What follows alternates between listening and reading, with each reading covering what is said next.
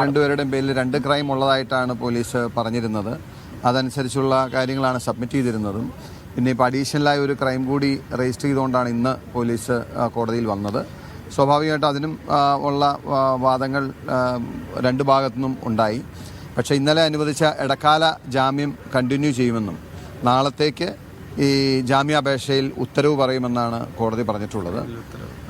ഈ കാര്യത്തിൽ ഈ ഘട്ടത്തിൽ കൂടുതൽ പ്രതികരണം നടത്തുന്ന അപ്രോപ്രിയേറ്റ് ആയിരിക്കും. കാരണം കോടതിയുടെ പരിഗണനയിൽ ഇരിക്കുന്നതുകൊണ്ട് തീർച്ചയായിട്ടും നമ്മൾ സമരമായിട്ട് മുമ്പോട്ട് പോകും. കാരണം ഇവിടെ നിന്ന് ഞങ്ങൾ സമരപന്തലിലേക്ക് മടങ്ങും. പോലീസ് 2 ദിവസത്തെ കസ്റ്റഡിയാണ് കോടതിയിൽ ചോദിച്ചിട്ടുള്ളത്. ആ അപേക്ഷയാണ് കോടതിയുടെ പരിഗണനയിൽ വന്നത്. അപ്പോൾ അവരതിന് വേണ്ടിയിട്ട് അവരുടെ കസ്റ്റഡി ആവശ്യമാണെന്ന് കാണിക്കുന്ന വാദങ്ങൾ അവർ നിരത്തി.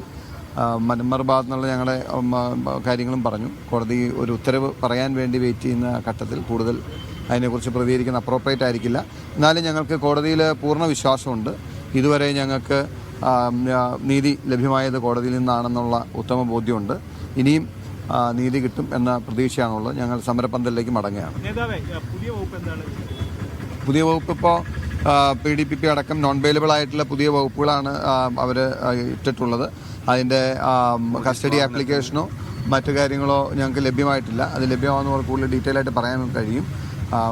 പിന്നെ മറ്റ് പല കാര്യങ്ങളും കോടതി സബ്മിറ്റ് ചെയ്താൽ നാളെ പറയുന്നതായിരിക്കും അപ്രോപ്രിയേറ്റ്. ഇന്ന് പറയുന്ന അത്ര അപ്രോപ്രിയേറ്റ് ആയിരിക്കും. Thank you.